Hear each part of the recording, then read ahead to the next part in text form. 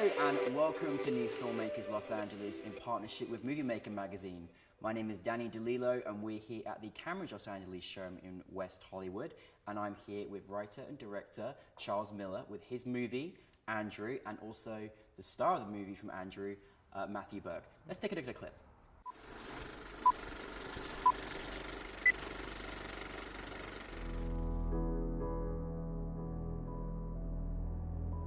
I'm Andrew. You're an android. I'm a robot, big deal. I'm also hilarious and handsome. Mr. Diaz, what are you doing? Just saying hi. Why? Just being nice. I think I'll make my own labels for myself. Or your programmers will. Oh. Hey, Android. It's Andrew.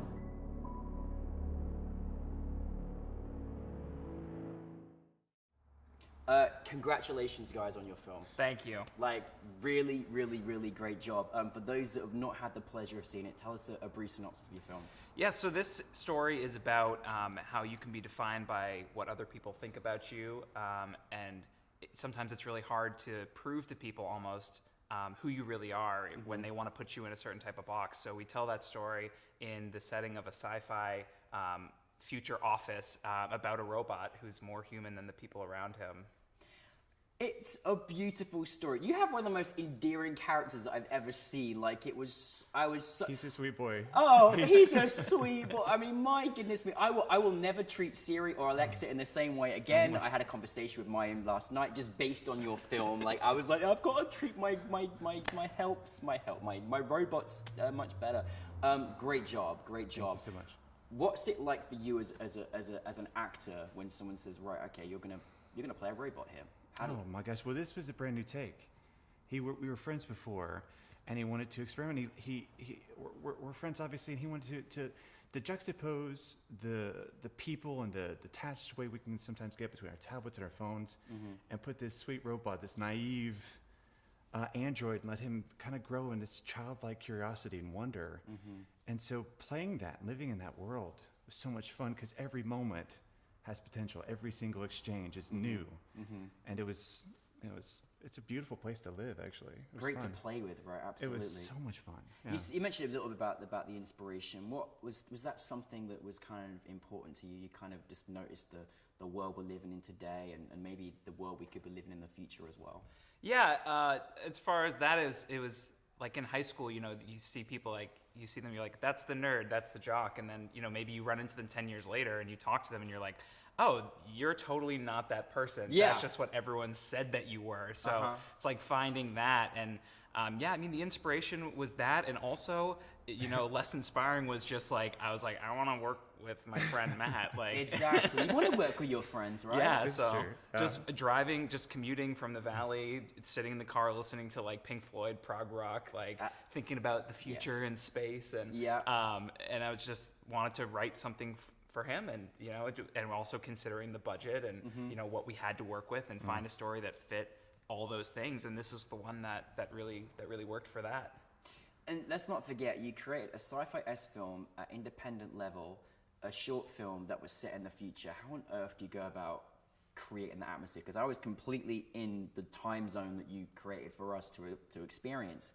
How do you go about that? What sort of decisions do you have to make? Having those constraints, like the budgetary constraints, it really helps it because, you can't do anything you want. So you have to think, what can I do?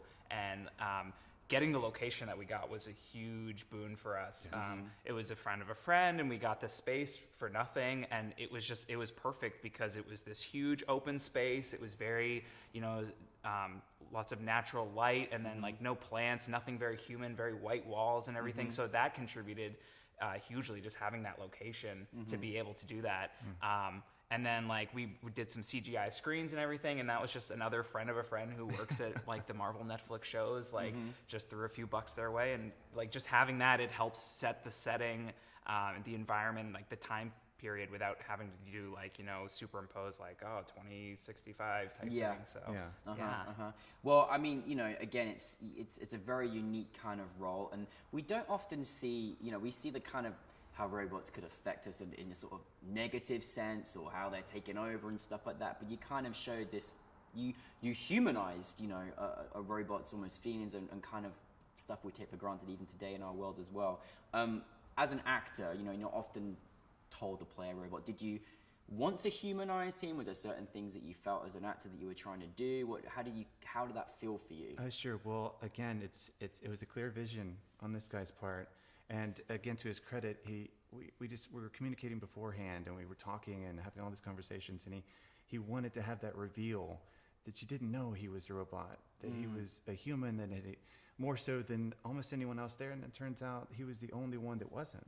Yeah. So it wasn't about delving into this robotic, or if anything, Charles was like, stop, no, don't do that. Allow those natural things to come out. And I love that you said that, because I was already attached to, you know, your character, Andrew, like way before. Obviously, it was just like, why is everyone treating him so badly? Like, this is not on, this is terrible. And so, you know, and then of course, you know, and sometimes in life we're in fear of things that we don't know, and you know, and I think that's a great perspective to take on it as a director as well. What were some of the biggest challenges that you had?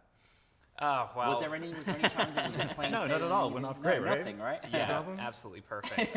The hardest thing was we got the wrong camera one day, so Gasp.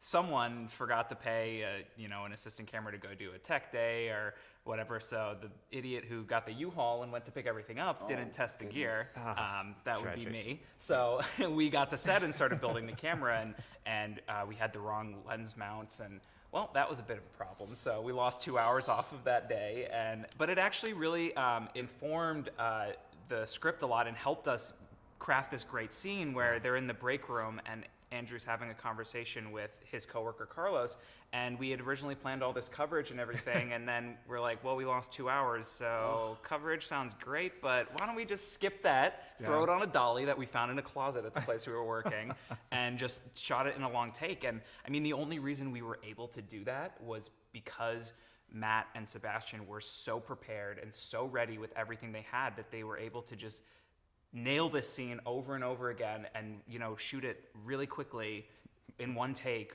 like no mistakes. Just the only mistakes were like a few camera things. Like they just had it ready to go.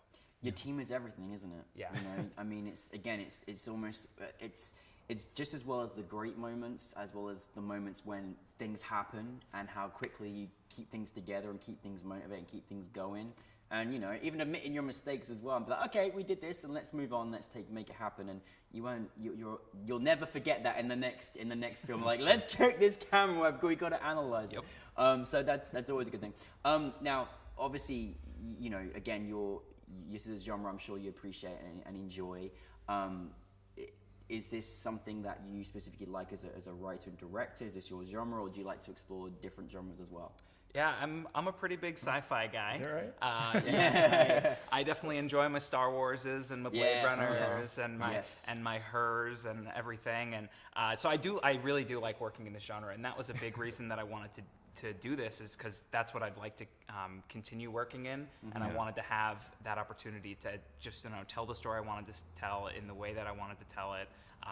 But I'm open to all genres, and but yeah, sci-fi has a very special place in my heart. Growing up with Star Wars, Yeah, yeah, exactly. yeah, it's a big deal. And it's moving into a new direction. I think there's so many new elements to what is a sci-fi, what a sci-fi was, 30, 40 years ago to how it is today. It's been such a journey of it. It's quite incredible, isn't it? Yeah. Yeah, and you get to see movies like Her, which, you might not call that sci-fi in traditional sense. Like, there's no effects or anything like that, but it's a beautiful story about an artificial intelligence and told in a different way. And that was a big inspiration for me. That's great. And I think it's also good. We're growing where we're putting less restrictions on what a genre is or what filmmaking actually is, and you know, you just gave us our beautiful humanized Andrew. So you know, now we're all gonna go away and we're gonna treat. You got to watch this film because you honestly will go away. And I was like, I couldn't even see it this morning. I was just like, no, I can't do that. I'll let you have a sleep. You know, I'm like, what am I thinking?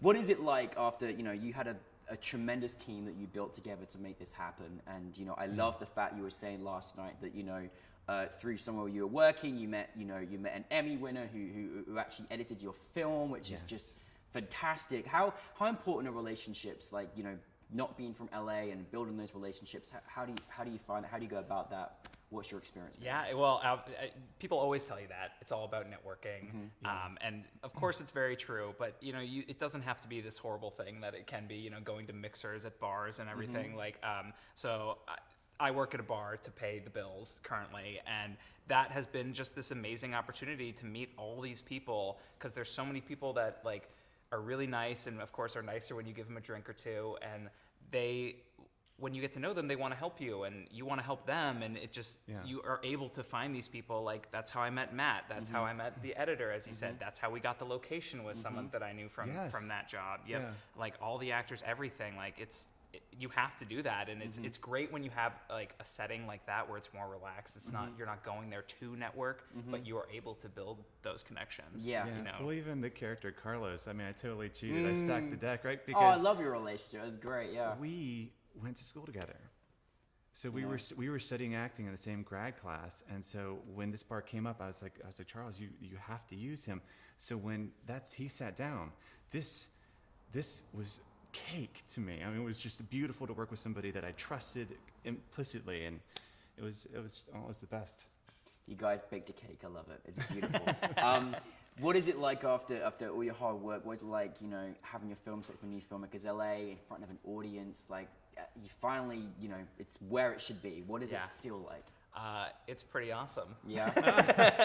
It can be tough to watch it again and again because you see it so many times, and like that can be hard. I definitely walked to the back and stood there without watching the screen, but being able to hear the reaction to it and get that real response, and able to talk to people afterwards and hear that, oh, I like the music, I also write music. Like, it's great to be able to, you know, build those connections in a real working way, and just, I mean, people seem to like it, so it obviously made me feel pretty cool.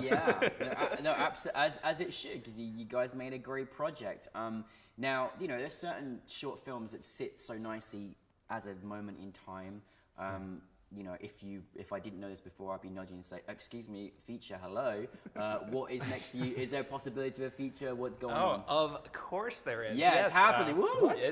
Exclusive. There you go. So I just finished writing the feature version of Andrew. Yes, and last week we did a table read for it. We did. So exciting. Yeah, I got to get some feedback, hear what it sounded like. There's definitely some work to do, but you know, it's there. The idea is there, and it's ready.